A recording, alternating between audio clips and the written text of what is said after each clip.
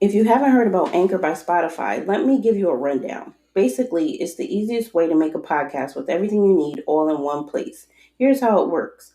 Anchor lets you record and edit podcasts right from your phone or computer. So no matter what your setup is like, you can start creating today. Then you can distribute your podcast to the most popular listening platforms, including Spotify, with a single tap. Anchor is also the only place you can publish videos, podcasts to Spotify. With Anchor, creators can earn money in a variety of ways, including ads and podcast subscriptions. And best of all, Anchor is totally free. Download the Anchor app or go to anchor.fm to get started. Welcome, everybody, to the PWZ podcast. This is your host, Rick Del Santo. Got a lot going on lately. Today is a very, very great episode. At least I think so. I was looking forward to this interview. I got legendary enhancement talent on the show, Tom Rocky Stone. In this episode, we get to talking about his time in the AWA, WWF, working St. Louis, working Pat O'Connor. We have stories of Nick Bockwinkel. We got stories of Vader, Harley Race, and tales of his time in the AWA. This is a really interesting conversation, and I only wish that it could have gone longer. So hopefully we'll be able to have Tom on again soon. So without any further ado, here is my conversation with Tom's Rocky Stone. All right, everybody, and welcome to the PWZ podcast. I want to welcome to the show today, Tom Rocky Stone. How are you, sir? I'm good. Glad to be here. So basically, I want to talk about your career, and you also have a book out that I found very interesting that you sent along, and it was a fun read, I thought. It's very candid, and, it was a pretty good book. Yeah, it's got some good stories in it. There's a lot of great stories in it. I like the foreword by Steve Corino. That was very interesting, very funny. Yeah, he was actually my last match, 2012, I believe. Okay. I broke his nose, knocked his tooth out. I had cataracts. I couldn't see anything. Wow. So I want to talk to you about, when did you discover professional wrestling? I know it's covered in the book, but if you wouldn't mind going into it.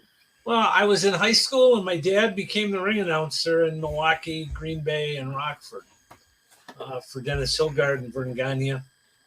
So I started attending the matches, and I soon became a heel fan. I would wear Bockwinkel and Stevens shirts and was antagonizing the fans.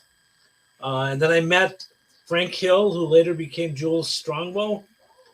He was driving a mail truck for Wisconsin, our phone company here. And I was a security guard on weekends while I was in college. And we became friends and talked wrestling. And after he got into it, he actually helped get me into it and got me my first bookings down in Kansas City, St. Louis, and for Vern.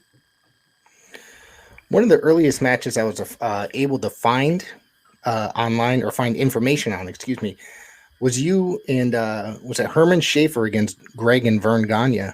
That was the only time Greg and Vern ever teamed up that I know of on TV.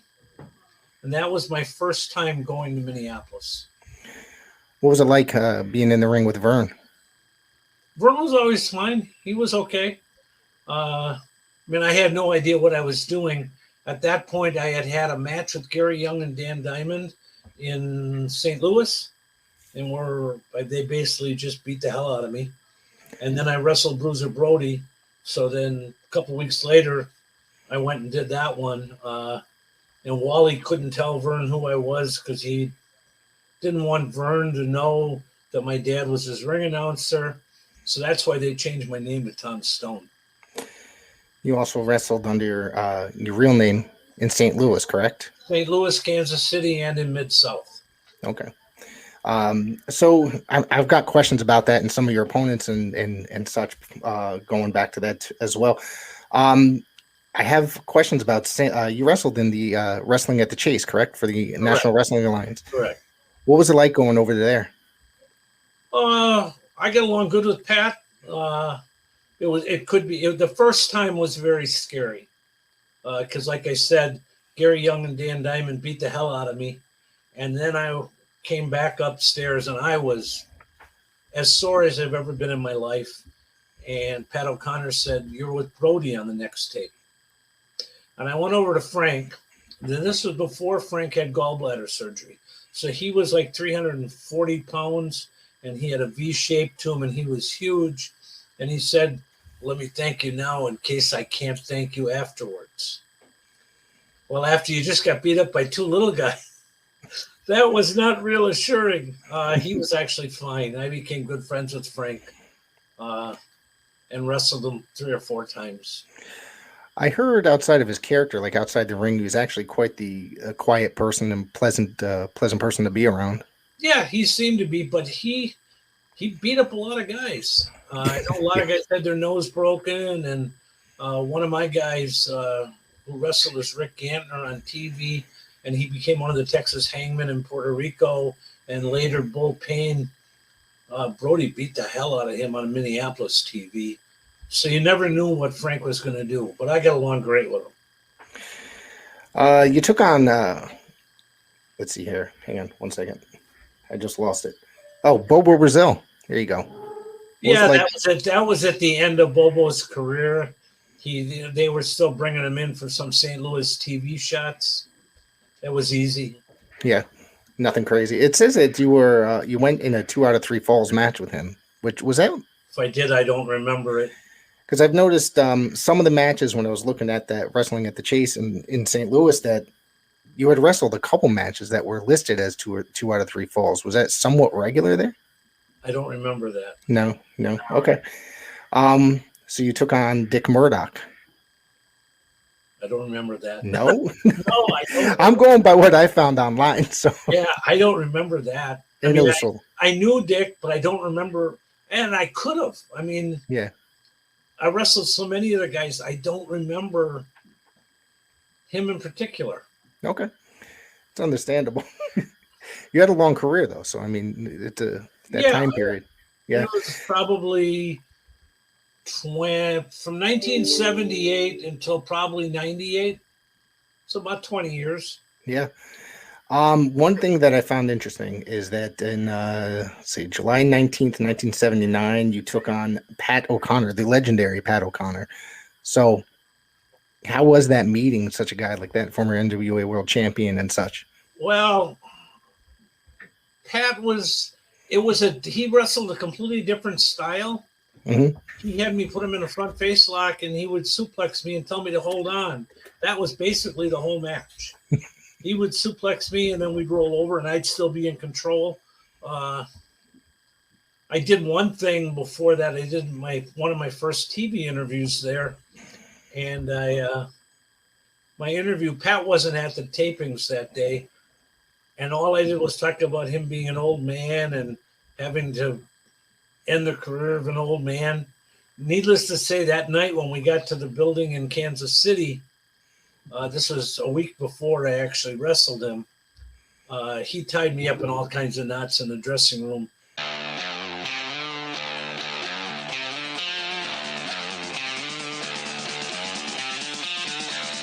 Hey, this is the one-man gold mine, the one-man enterprise of professional wrestling and all entertainment, Flynn Hendricks. And you better believe when I'm looking for a good podcast to listen to, I go to my own. I go to the I Know You Hear Me podcast hosted by me, Flynn Hendricks. That is such a fresh perspective for how you should look at life, too. I love that. And then when I'm feeling spooky, I go to my other podcast, Tales from the Haunt, where I want my head shoved inside a 15-pound silicone mask. More. I want to have a bucket of sweat coming off me at the end of the night than just Jeff. Dogs don't lay eggs, Flynn. I hate you so much. Talk to other scare actors about what it takes to get into the world of scare acting. So if you're curious about how people became professional wrestlers, actors, prioritized their mental health, became entrepreneurs, avoided burnout, or got into scare acting, you need to go check out I Know You Hear Me and Tales from the Haunt, available on all podcasting platforms. And I know you hear me. Around the same time, you're going back and forth between St. Louis and the AWA, correct? Right. We were doing St. Louis, Kansas City, and AWA TV. Okay. This was in 77, 78. Okay. So you ended up now this name is going to come up again. So you ended up wrestling Nick Bockwinkel, who was obviously, a legend in that area. And then eventually, later on, you ended up teaming up with him. How did the team up end up happening? Vern Gagne told me you and Nick are wrestling Jerry and whoever Jerry's partner was at the time. I got it here somewhere, I think. I thought it was Stan Hansen, but I think I've seen the tape, and I don't think it was. But it could have been. I thought I had it written down here. It doesn't look like I do. But, yeah. That was much later, and that was near the end of the AWA. That was, I believe it was 1988. So that was, they only lasted, I think, like another 2 years or so. Also, you took on Billy Robinson as well. Yes. That Billy is one of my favorite wrestlers of all time, literally. So how was that working with Billy? I wrestled him twice. I wrestled him in Milwaukee when he was a babyface. And by the time I wrestled him in Rockford, he was a heel, and he was old. And I had never really talked to Billy much over the years for whatever reason. And as I was going to the ring in Rockford, I walked up to him and said, Billy, I got to ask you a question. How come you were such a prick when you were a babyface? And I turned and went to the ring. Jake Milliman was with me. Jake said, why did you do that? I said, let's see what he does. He made me look like Billy Robinson. Right. And he made me look like the greatest wrestler who ever lived. Billy was a hell of a wrestler.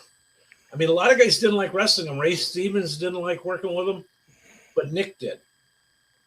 He worked a different style than a lot of guys did, I guess. And Nick had matches where, even though you were one of them, you had to wonder if it wasn't real.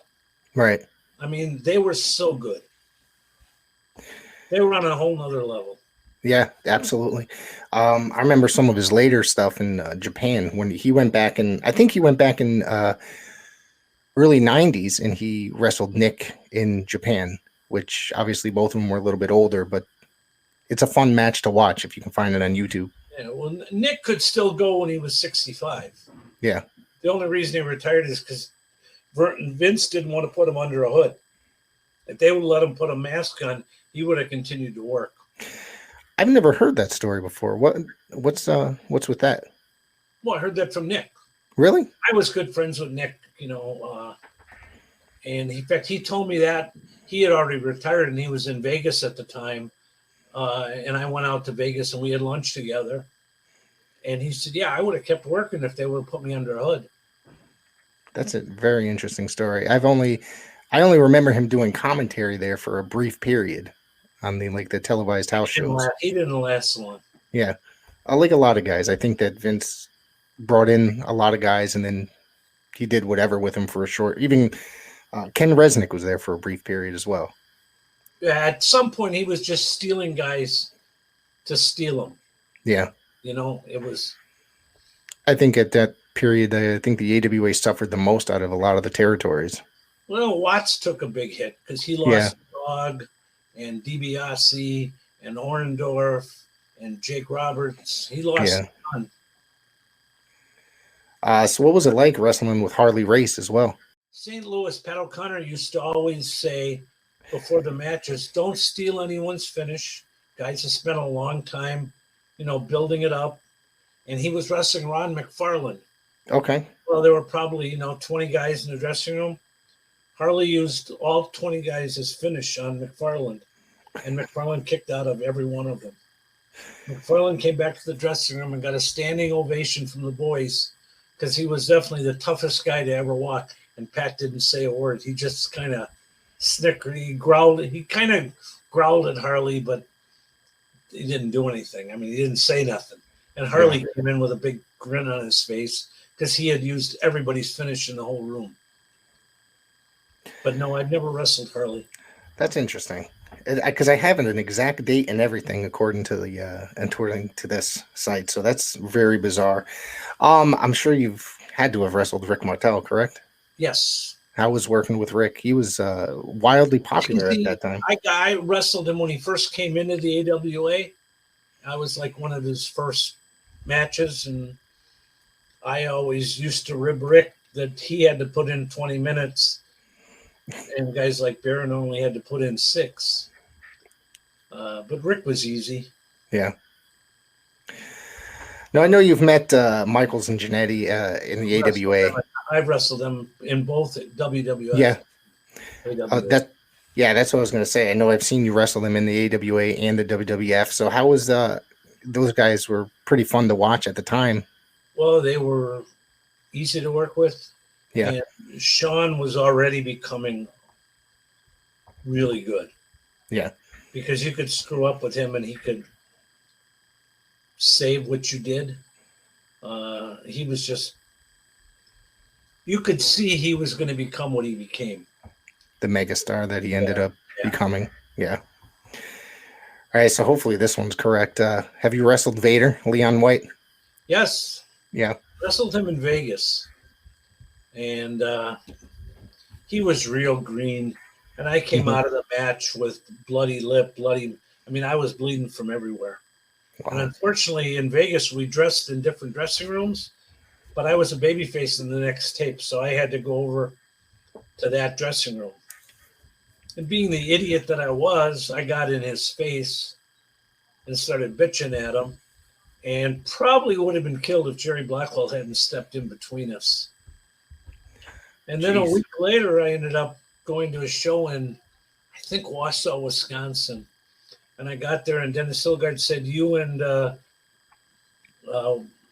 Leon are the only ones here. We need 45 minutes in the opener because the plane's late. And this was a week after. It was fine. And that seemed to be, you get in someone's face, but it was all forgotten usually the next time you saw him. All right. I've heard many great stories. It was tough to work with, though. He did everything awkward. I heard he couldn't see too well sometimes, so he would just, go at you. That I didn't know. Yeah. I think the Maestro told me that story when I had him on like 2 years ago, probably. Like where you would normally, when you take a shoulder tackle off the ropes or something, usually be where you'd hit your left side with their left side, but he would stand right in front of you. So you had nowhere to fall. And he just was so awkward to work with. But he made a ton of money, so you can't. What he did made him money. Yeah. I mean, then went on and became a huge star in Japan and, WCW. And unfortunately, his WWE career didn't pan out the way that they had initially planned for him. But, yeah. So in 1987, you ended up moving on to the WWF, correct? It was probably before. When did Vern do Vegas? That sounds roughly around that time, maybe. I thought it was earlier than that. Because I again, my memory isn't all that good, but I took 81 and 82 off, and I thought Jake wanted me to go do TV in Vegas. Okay. But whatever, I was flying back and forth between Vegas. We were doing a Vegas TV on the weekend, and they were flying us to do New York during the week. And but yeah, I was working for both. What was it? How was the difference between going from one to the other, as opposed to AWA was kind of winding down, I suppose you can say, and Vince was basically on its way up? He did things on a different level. Right. I mean, when we do TV and you'd get there and they'd have a full buffet lunch, never had that with Vern. Even in Vegas, we didn't get that with Vern. Vince he took it to another level. Yeah. I also think he killed the business, but a lot of people do. When he exposed the business, now, could you have kept the lid on it with the internet? Probably not. But when he exposed the business, now guys, rather than being able to work and not get killed, have to do these. In order to get a crowd reaction now, you have to do a triple moonsault off the top rope through a table. We didn't have to do that. I am very traditional when it comes to watching professional wrestling. So it's like one of the things that a lot of modern wrestling I can't necessarily keep up with, I guess, in my head because it's like you said, there's just too much. And one of the things that growing up as a fan, it's that I've learned less is more in wrestling. That's what gets people interested.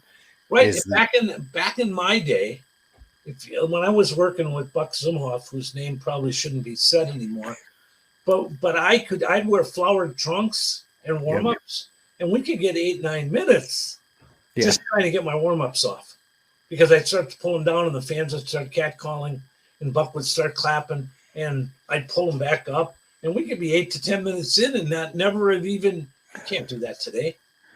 Well, look at what like how Larry Zbyszko would with the stalling, constant stalling. It's the same thing, and he'd go like you said, 8-10 minutes or so, and we had matches though in the AWA at the end.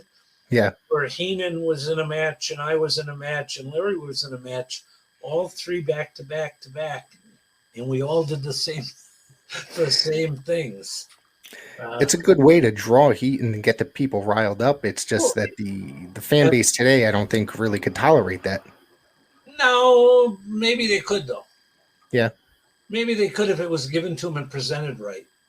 Well, maybe you wouldn't have to do a triple moonsault off the top rope, and both guys taking the chance of being crippled for life.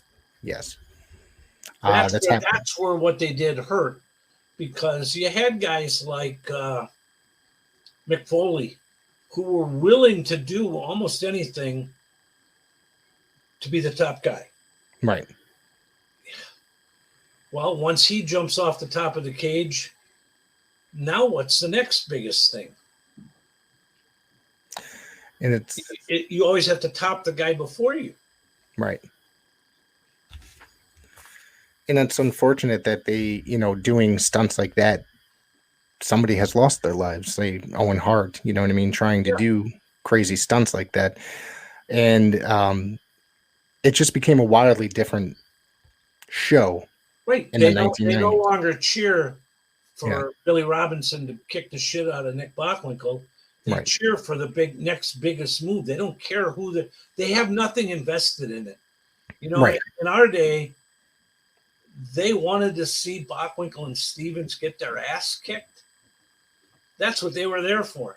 Now they don't care who gets their ass kicked. They just want to see the next biggest move, or who's going to jump off the top of the cage, go through the table, and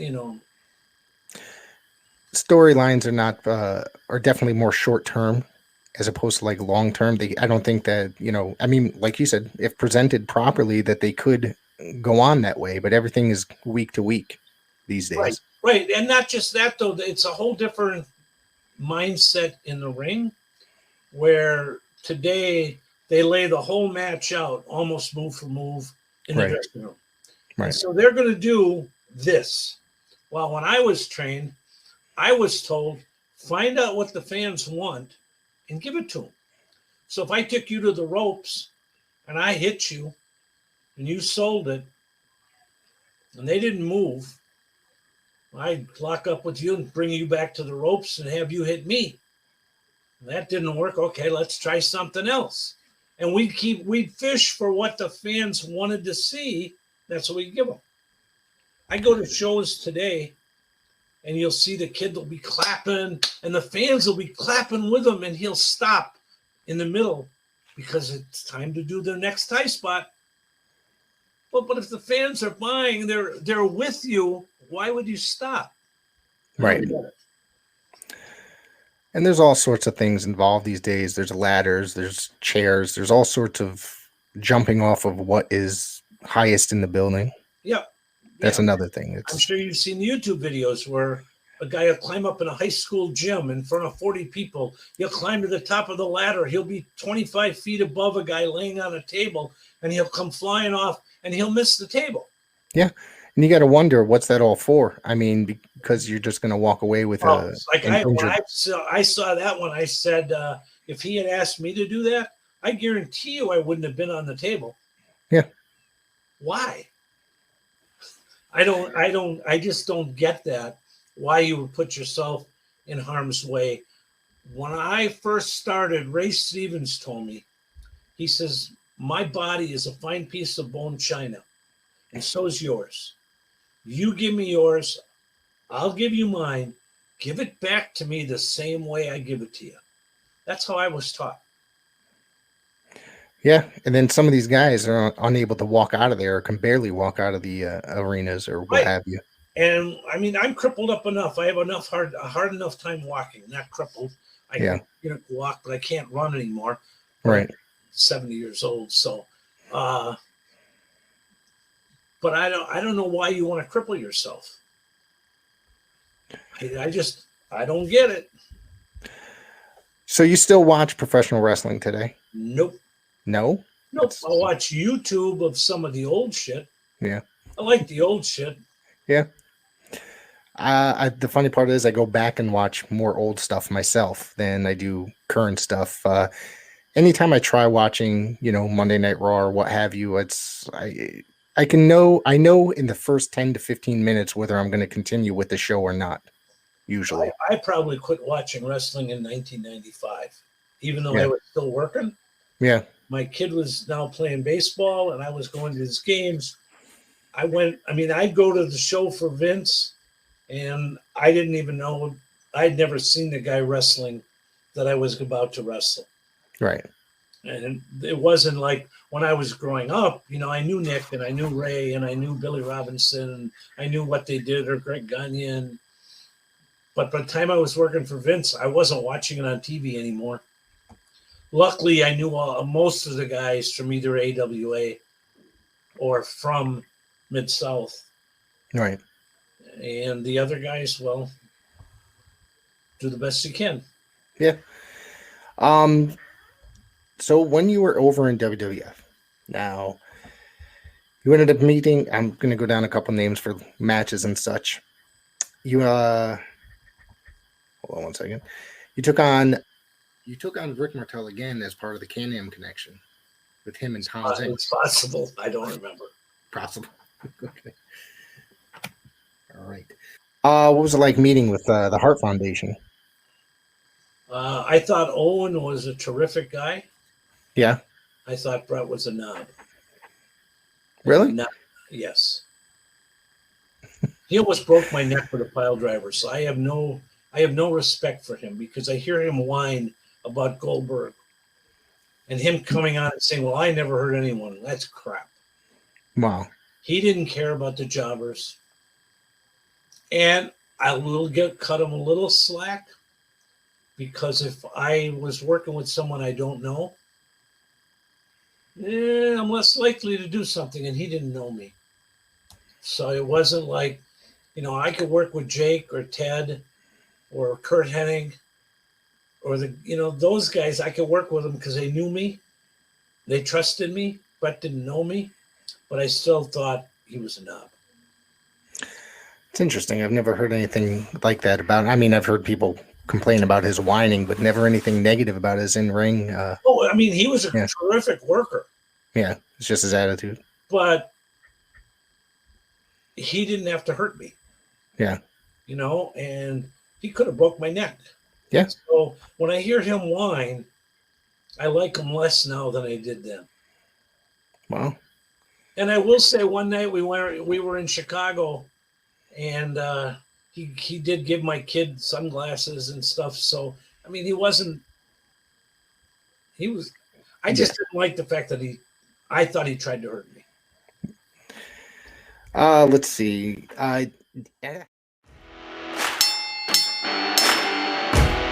Tracy Smothers, Harley Race, Tim Storm, Bushwhacker Luke, Bobby Fulton. The Pro Wrestling Vault, Volume 1. Bill Dundee, Supermex Hernandez, C.W. Anderson, Ricky Morton, Sir Mo, and many others share their stories of determination, triumph, and sorrow. Get your book today at Russellville.com or at Amazon.com. Russellville, it's where wrestling lives.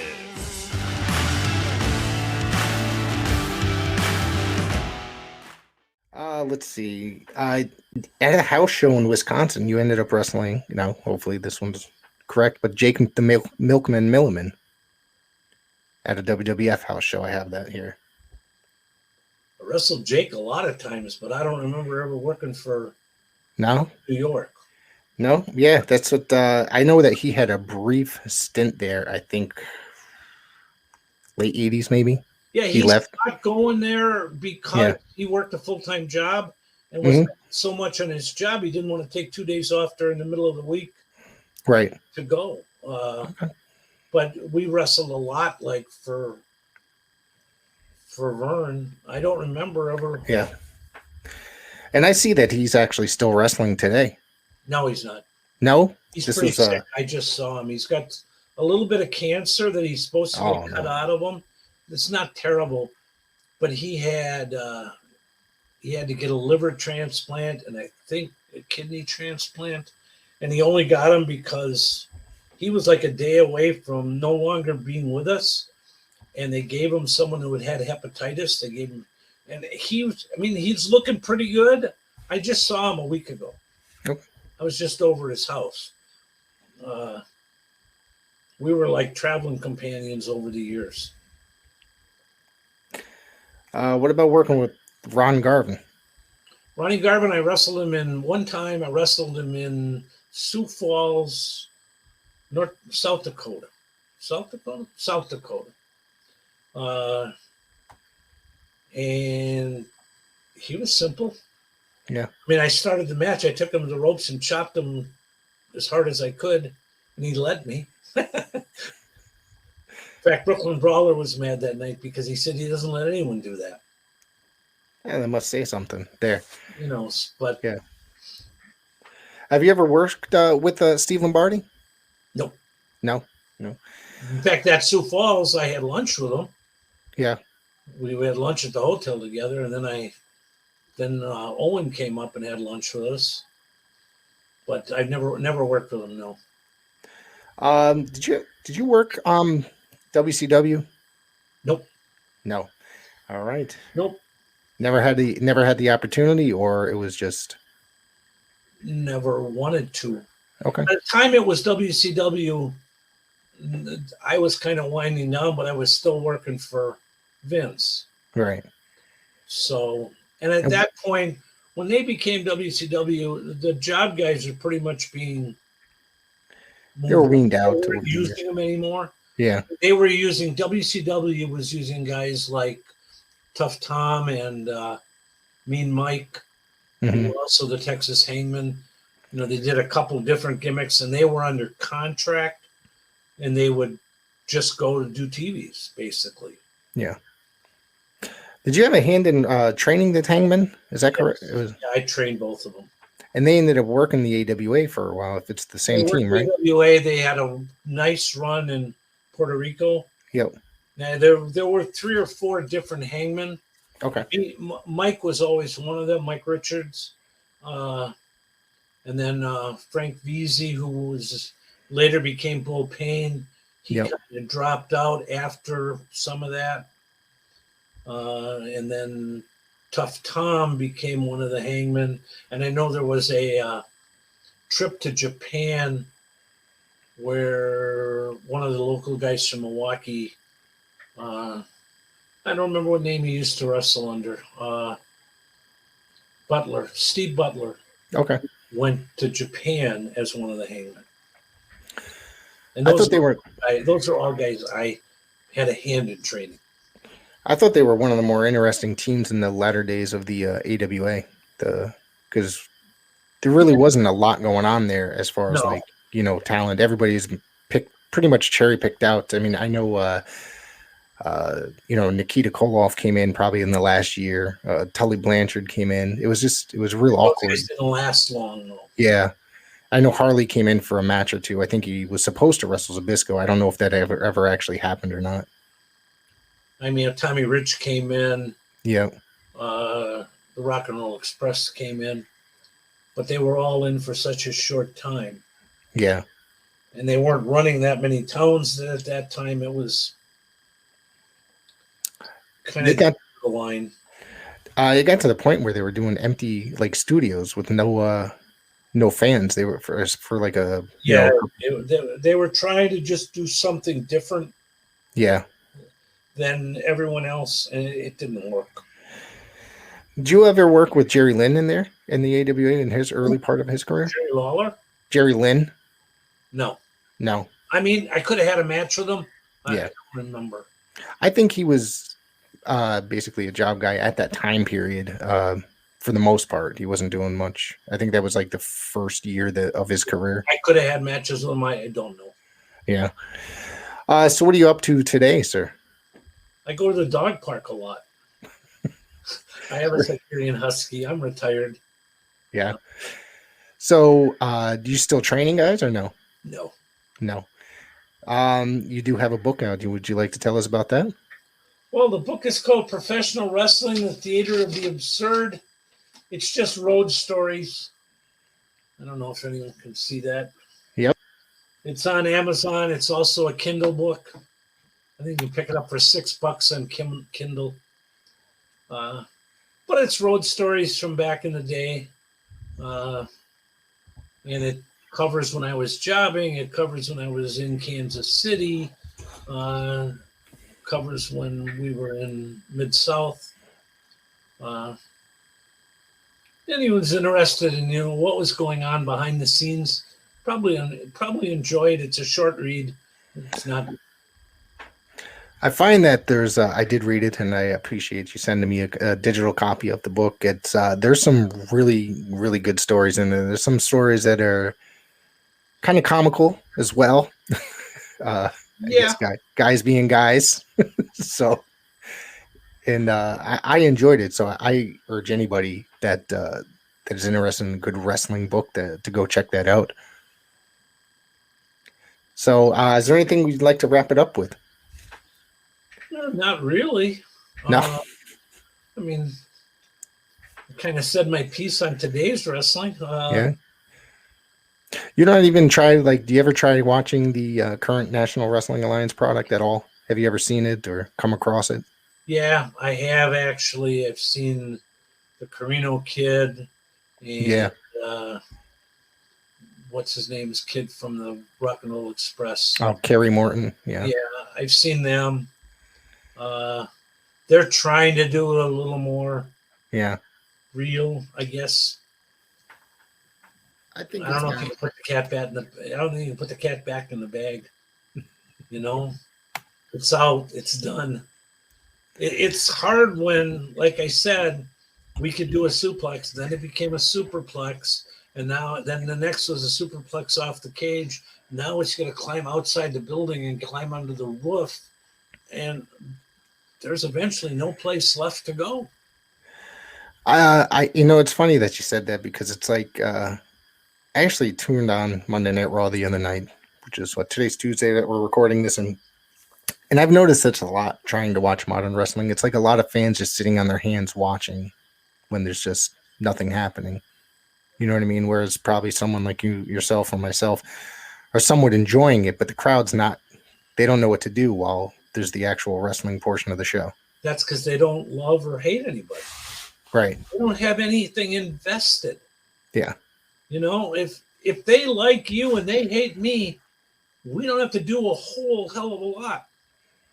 Yeah. Right? If you sell a little bit, we'll get them. But if they don't care whether you win or I win, or I don't care. What do we got to do to get their attention? The last time I actually went to a show, my daughter was born in 89. I went to a show probably late 90s. Okay. To WWF down in Milwaukee. And the people were all sitting on their hands then. There was nothing. So anything you heard on the TV was pumped in crowd noise. There was nothing. It was just dead. Yeah. I've gone to... Mick Foley was there. Yeah. Can't remember who the babyface tag team was. It was probably the Hardys were there. All right. I watched the Hardys work. They didn't get any crowd reaction. Those guys can both barely walk these days from all that stuff that, the ladders and stuff. So. I don't know. I mean, those used to be good gimmicks when you did them once a year. Yeah. The final blow-off match, you do something major. But now they do them in the opening match on AEW, from what I've seen. I've I thought that company had a lot of potential when I first started watching it, and then quickly within about 2 years now, I watch it, and it's a complete train wreck of a television program. I got to be honest. When I first saw them, I watched some of their early stuff. Yeah. And they had that one kid, I think his name is Orange Cassidy. Yeah. He'd stand there with his hands in his pocket. And I always said, if he stood with his hands in his pocket with Harley Race, what would Race do to him? Yeah. Hate to say it.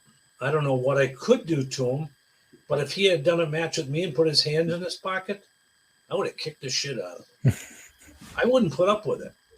That makes you look bad. Yeah. Right? If you're wrestling him and he's got his hands in his pocket, you look like a fool.